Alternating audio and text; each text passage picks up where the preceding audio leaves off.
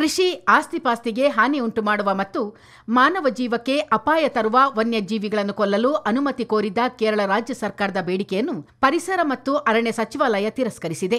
ಸಚಿವಾಲಯವು ಬುಧವಾರ ರಾಜ್ಯ ಸರ್ಕಾರಕ್ಕೆ ಈ ಸಂಬಂಧ ಅಧಿಕೃತ ಸೂಚನೆ ನೀಡಿದೆ.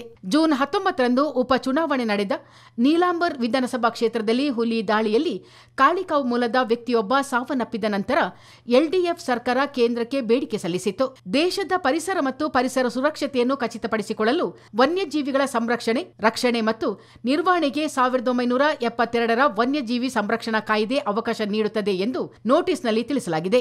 ಕಾಡು ಪ್ರಾಣಿಗಳನ್ನು ಅವುಗಳ ಪರಿಸರ ಮತ್ತು ಸಾಂಸ್ಕೃತಿಕ ಸ್ಥಿತಿಯನ್ನು ಪರಿಗಣಿಸಿ ಶೆಡ್ಯೂಲ್ 1ರಲ್ಲಿ ಪಟ್ಟಿ ಮಾಡಲಾಗಿದೆ.